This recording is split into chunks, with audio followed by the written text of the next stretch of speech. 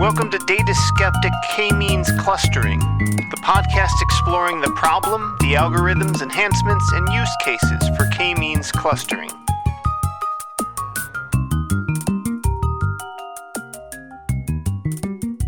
The K-means problem is often solved using Lloyd's algorithm. However, many improvements have been suggested in the decades since theoreticians and practitioners alike have been applying that particular algorithm. In this episode, I speak with Jason Zhu about power K-means, an improvement to the underlying optimization step which offers users several advantages over the classic Lloyd's approach. My name is Jason Zhu. I'm an assistant professor at the Department of Statistical Science at Duke University, and I also have a joint affiliation in the Department of Biostatistics and Bioinformatics. Well, to kick things off, can you tell us a little bit about how you first got interested in machine learning? My background from my undergrad years, which was a little bit ago, was in mathematics, and I just became fascinated with probability and stochastic processes, which is a construct that ends up finding a lot of use in statistics. And so I eventually decided that for my graduate studies, a statistics department was a better home than pure math program because of my interests in mathematics. And then right away, I attended University of Washington, and there was a very strong sort of machine learning environment there. And right when I started meeting faculty, at that time, sort of machine learning was all the rage, and I just immediately got introduced to some of those problems right when I got to graduate school. Well, you've seen a lot of events and things changing in the field. What are some of the most striking evolutions of machine learning that you've observed?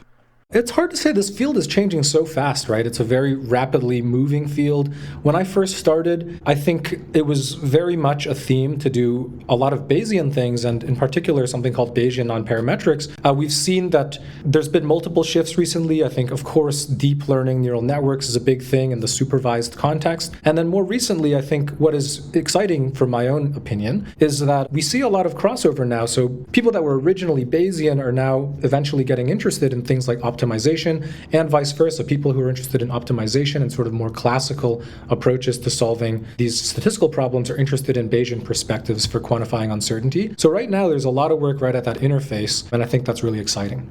Well, as you know, I asked you on to talk about the power K-means clustering paper, but before we get straight away into that, where does K-means fit in your overall research interests? I have kind of a broad range of interests, but I think the overall theme that connects things that may at first feel a little disparate is an interest in statistical computing. And so the story behind coming up with this power K-means algorithm, quite honestly, it was more like we had a hammer and we were looking for nails. So we were interested in a particular paradigm for designing sort of elegant optimization algorithms. This is something that I'm happy to talk about a little more in depth later. But through that, we found an old algorithm called K-harmonic means that was related to trying to improve the way that we solve K-means, and that we sort of had an idea that seemed to be a more general view that could extend that algorithm to work better in modern settings, and that was kind of the birth of power K-means. Well, K-means is a pretty famous algorithm. A lot of people, their first experience is day one of their first machine learning class. They learn about it. And, it's pretty intuitive. We all get a sense of what it does. And if you've run through example code, it doesn't take several weeks to run. What is there to improve about existing K-means, and I guess specifically about Lloyd's algorithm? Yeah, that's a great question. So K-means, of course, as you said, is sort of one of the first go-tos when we're learning or applying sort of unsupervised learning, in particular clustering based on centers. And one question sort of as a precursor to even what you asked is, why another K-means variant, right? There are so many algorithms out there, and K-means is over 50 years old, Lloyd's algorithm, and yet that's one of the most popular ones, maybe the most popular one to this day. As you said, there's a lot to love about Lloyd's algorithm and K-means. It's very interpretable, it's very transparent, easy to implement, it runs very quickly. But fundamentally, even though K-means is easy to pose, easy to state, and the algorithm, which I like to distinguish the algorithm from the objective itself, the algorithm is very nice and elegant, the simple to state objective is actually quite difficult to solve in sort of a head-on way, right? So mathematically, that objective function in K-means, the thing you're trying to minimize, is actually very non-convex and combinatorially hard. So it's actually NP hard. And these algorithms we use to solve it, such as Lloyd's algorithm, are simply greedy algorithms that converge to a local solution. So we don't know we're actually coming to the overall minimum minimizer across all configurations. It's just converging to a minimizer that may or may not be the best one. And so this problem of local minima is quite pervasive in many machine learning contexts. Basically, it arises often when we have what's called a non-convex objective mathematically. And that, I think, is one of the fundamental problems of k-means that we seek to address here. So Lloyd's algorithm will converge quickly, often, as you said, even for large data sets. But if you restarted that algorithm from multiple random initializations, you can get different answers. And for sometimes in a difficult setting, whether that's because it's very high dimensional or because the data are very noisy, you might get very different answers, and some of them might be very suboptimal. So that's kind of the problem that motivates a new variant of k-means clustering. I have a broad sense of what it means to be stuck in a local optima, but practically speaking, what's the consequence to my clustering results, specifically in k-means, when I get stuck in a local optima point?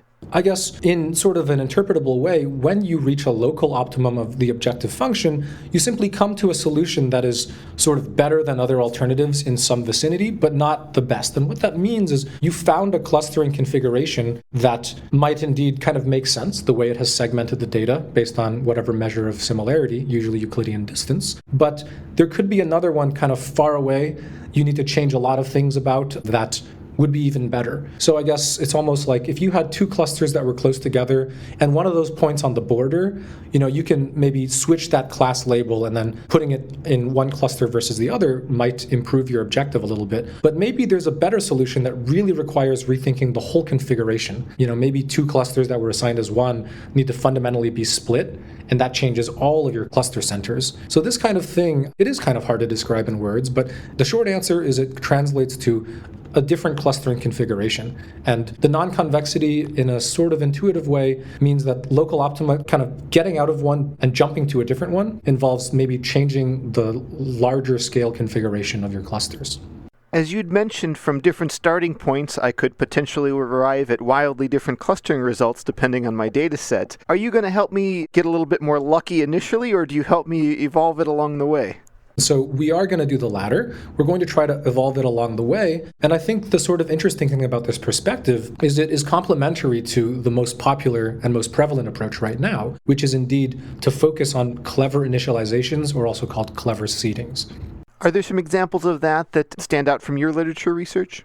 Yeah, absolutely. So there are many such examples. I think the most popular variant, I would say, is something called k-means plus. And what that does is it kind of is based on assigning initial centers based on your data set, but in a sequential way where they tend to be a little bit far from one another. So you want to use existing points in the data set to initialize your clusters, but you also don't want them all to be bunched up in one place. Because again, when the algorithm tries to move these centers, you don't want it to get stuck too locally, right? We know there's this problem of local minima lurking. So if you kind of start them in a spread out way, then they might not collide or something like that. And that's this k-means plus thing, to choose them starting out in this way, is very popular. There's also a lot of very fascinating recent research that takes a look at this idea and simply speeds it up using all sorts of sophisticated methods. And like I said, our approach is actually complementary to that. So you can initialize it that way, but then you can just replace the Lloyd's algorithm part with something like power k-means to further improve that sensitivity.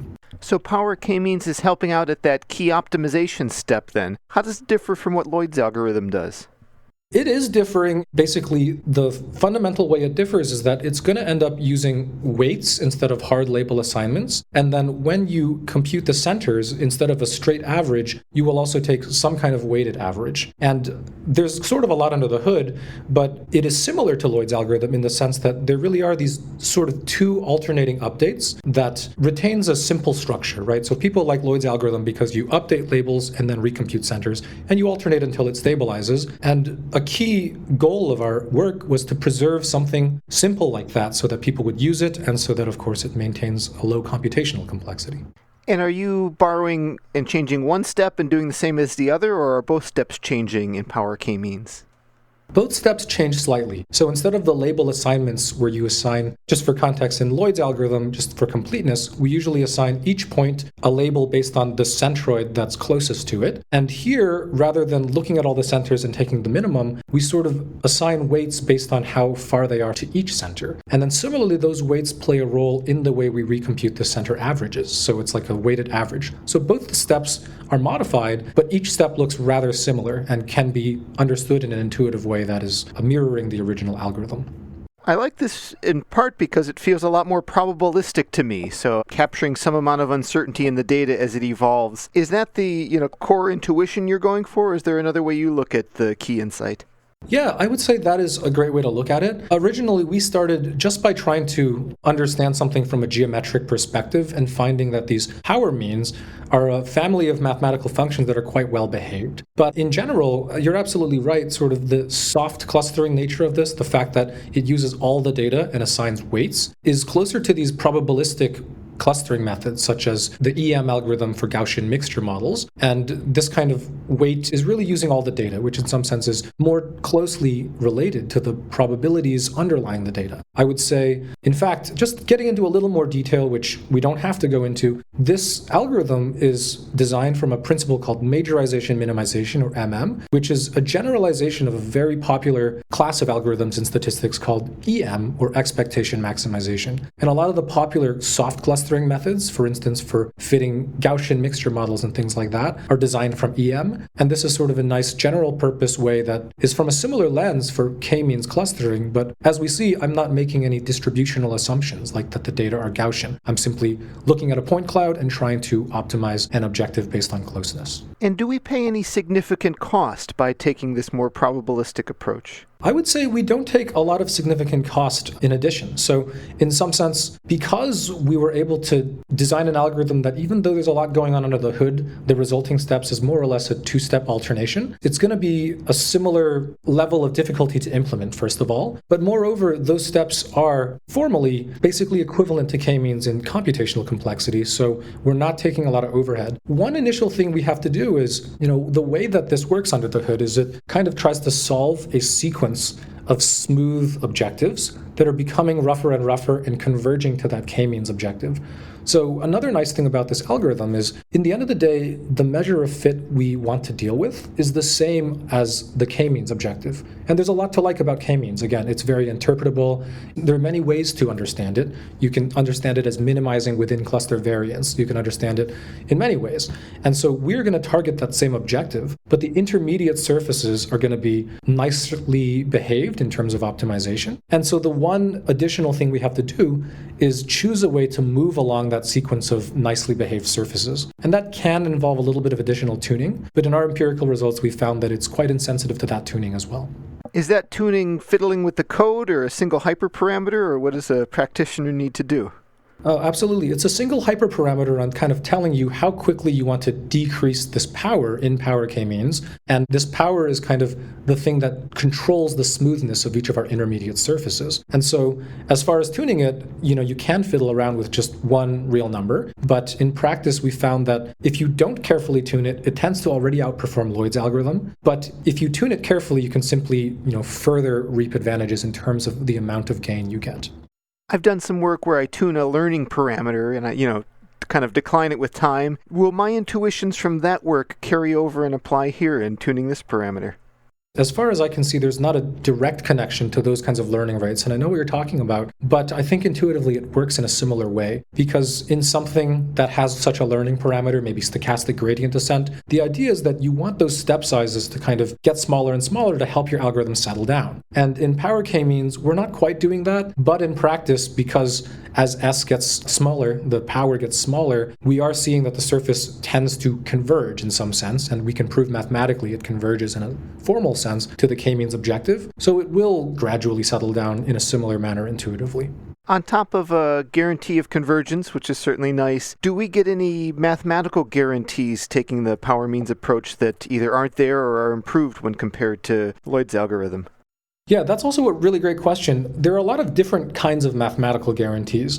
So in our original power k-means paper, we focused on things that are more or less related to optimization. So not only that each of the updates is minimizing the intermediate surfaces, but things like each of our updates in terms of the center will lie within what's called the convex hull of the data. And that's nice because it kind of lends itself to a stability of the algorithm. We also have some more guarantees, maybe a little bit more theoretical, but we have the sequence of these objectives. Our objectives are approaching that k-means objective, but we can show that it converges converges uniformly, which is sort of saying that that convergence is well behaved. We also have more recent work. We have some variations of power k-means now, and those things focus on statistical guarantees. So that is a little bit more subtle. For instance, if there exists some true centers that minimize some population level loss, we can prove under mild conditions that the centers that we learn from power k-means will converge in a probabilistic sense to those true minimizers. So that's a little more recent and some exciting work.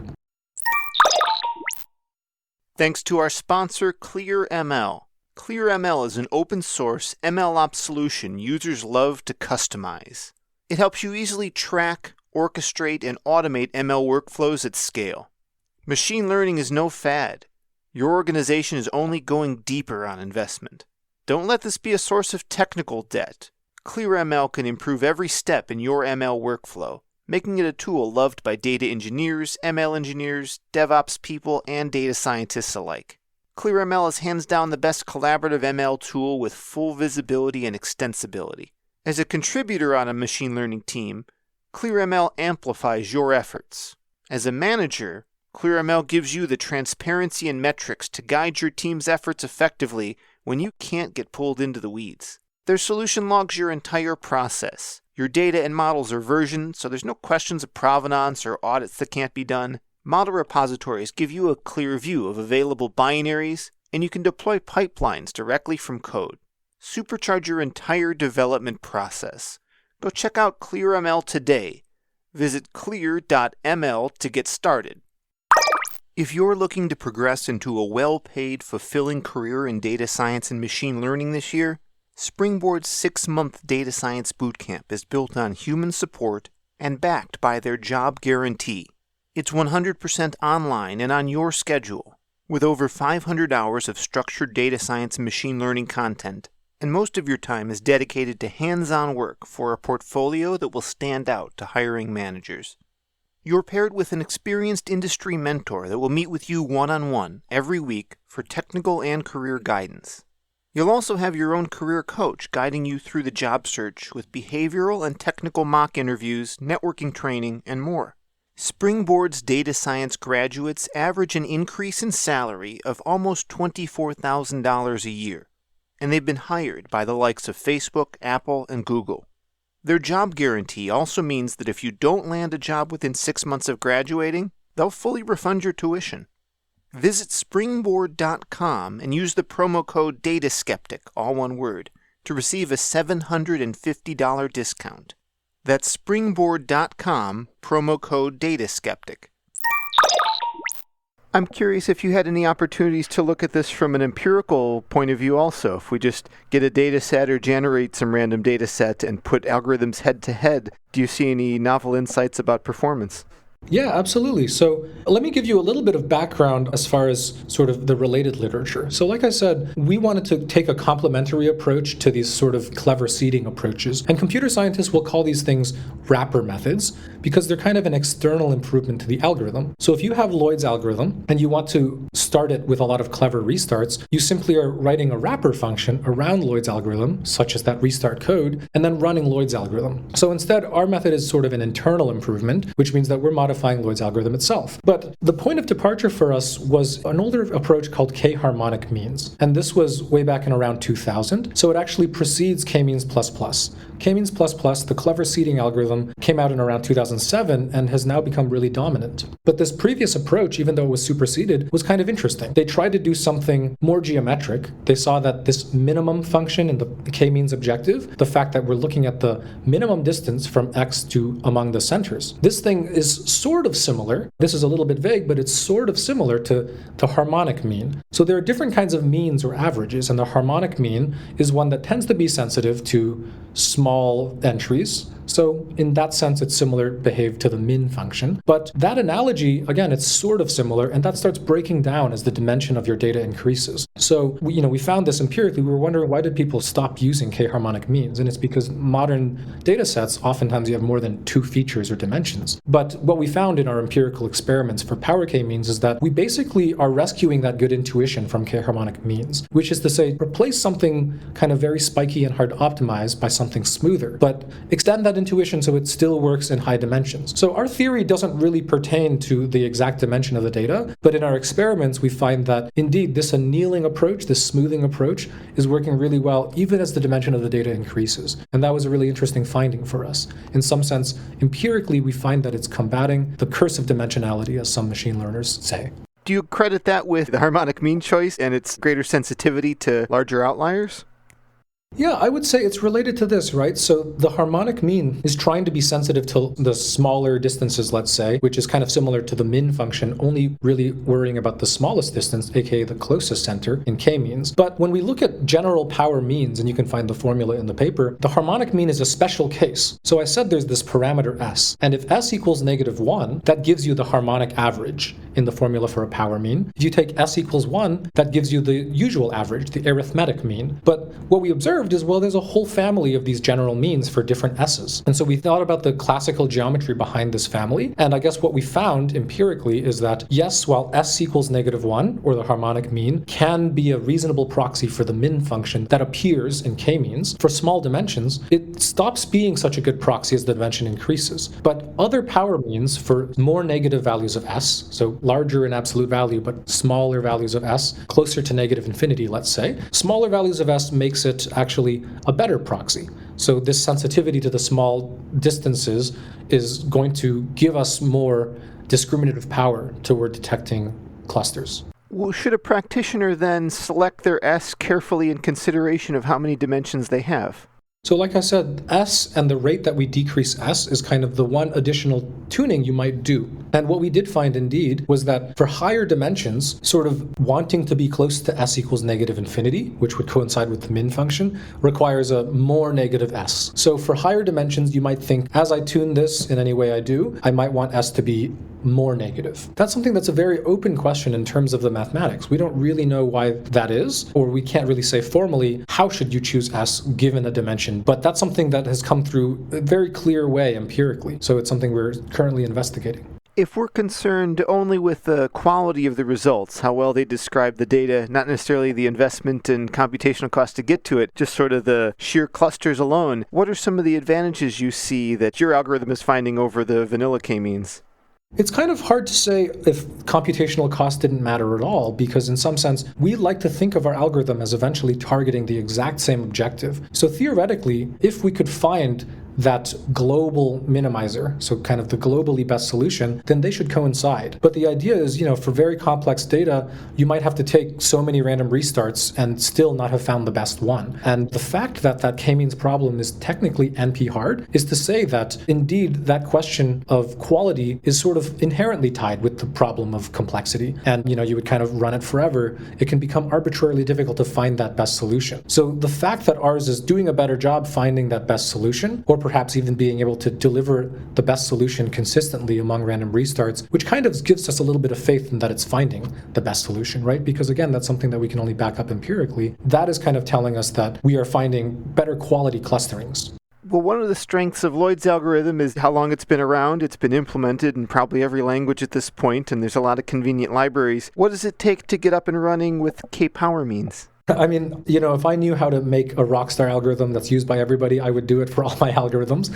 I think it has to do with how well a community will, receive and adopt your work. And I think there are a couple things. One thing is sort of making it widely implemented already in an off-the-shelf way, as k-means has been done, as Lloyd's algorithm has been done, so that people can use it in their favorite programming language easily. So right now we have some sort of research code. It's not the most polished, but it runs really well in Python and R and Julia. But of course, we don't have as many optimized libraries as all of the implementations of Lloyd's algorithm. I think the other one is that eventually, if you want your research sort of in these academic machine learning venues to trickle down to practitioners and data scientists, now pretty much every scientific discipline is doing things that can be cast as cornerstones of machine learning, like unsupervised learning or clustering. So I think the other element is simply trying to design your algorithm in a way that's transparent and simple enough, and of course communicating it to these audiences beyond just the sort of academic bubble of research development. So one of the sort of overarching themes in this work, right, is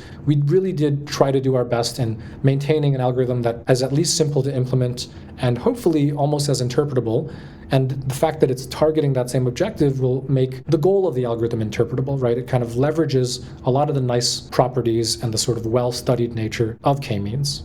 Well, earlier you'd mentioned you came to k-means not directly because of an interest in clustering per se, but because it's an optimization algorithm and you had a novel concept to apply to optimization algorithms. Have you been able to use this power trick in other contexts as well?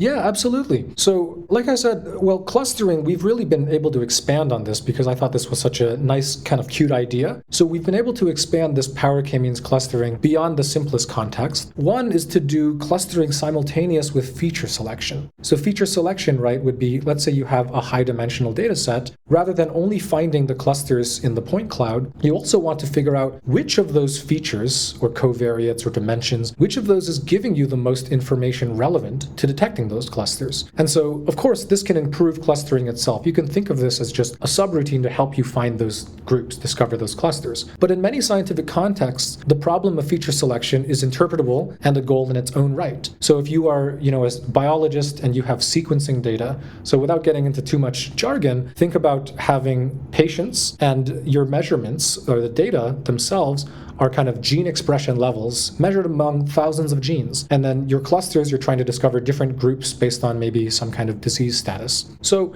you might not only want to be able to cluster which patients have a disease or are prone to some condition, but you'd also like to discover, well, which genes tend to be responsible for those differences, right? And so that's the problem of feature selection, determining which of those dimensions recover a lot of that variation. And we have some recent work using entropy weights that extends power k-means to do that along with clustering simultaneously. And we also have extended it in a lot of ways to do things beyond the vanilla k-means. So k-means, again, I love k-means. It's interpretable, it's simple, but there are also a lot of assumptions under the hood. And strong ones include that we want to assume that the data are kind of generated from some nice spherical distributions, like Gaussian distributions.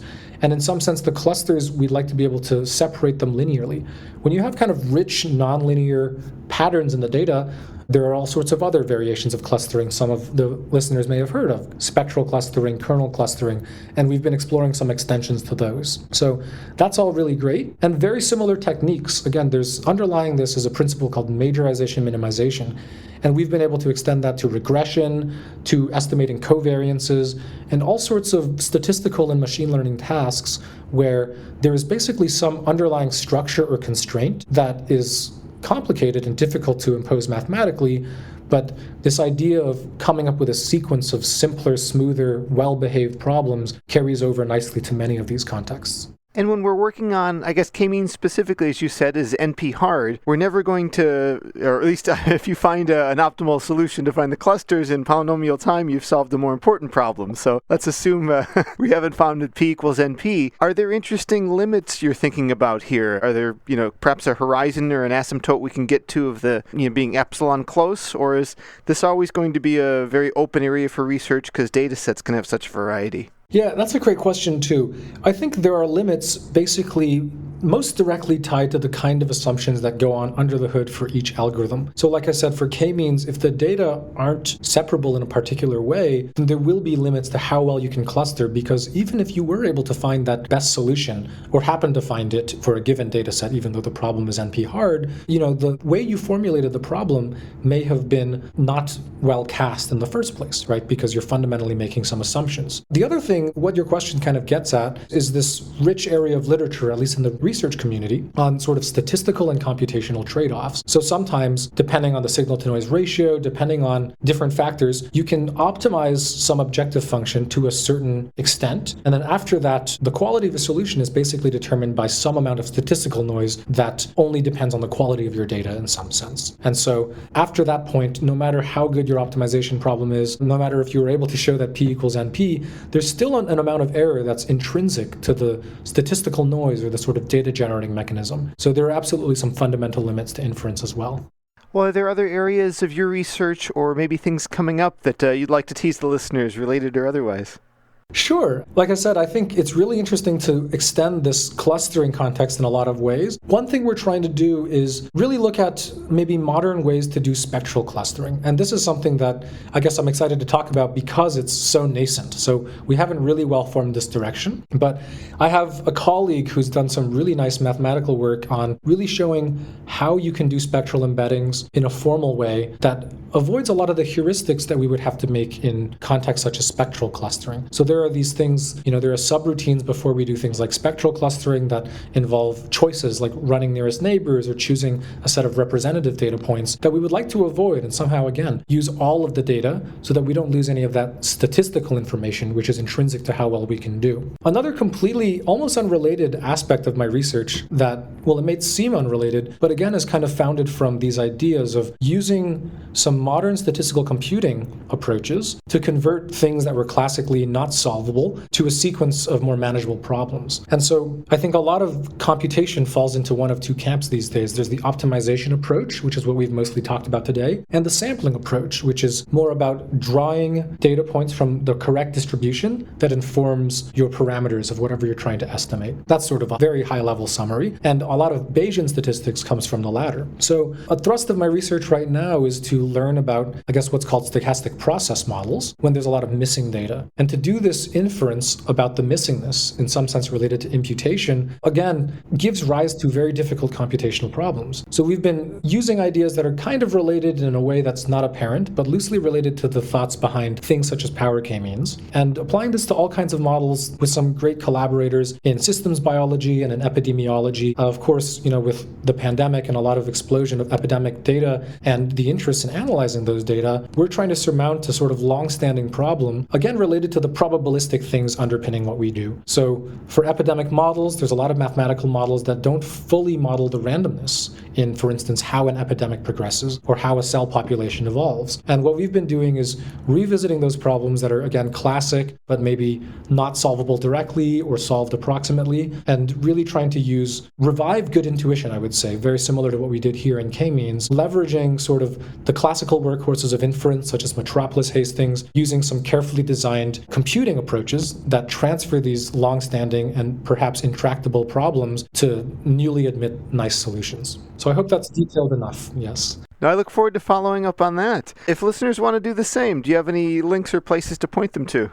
Yeah, absolutely. Like I said, I'm in the Faculty of Statistical Science at Duke, and you can always go to the Duke Statistical Science webpage and find my site there. Otherwise, you can directly go to jasonxu90.github.io. And most of my work is, as well as the corresponding code, is available there. Unfortunately, I'm a little bit of a Luddite, so I don't have a Twitter or any other real social media presence, but you can also get in contact with me if you have any questions through my webpage. Jason, thank you so much for coming on Data Skeptic and sharing your work. All right, thank you. That concludes another installment of K-Means. Thanks to our sponsors, ClearML and Springboard. Myself, Claudia Armbruster, as associate producer, Vanessa Bly, guest coordinator, our show notes by David Abembe, and our host, Kyle Polich.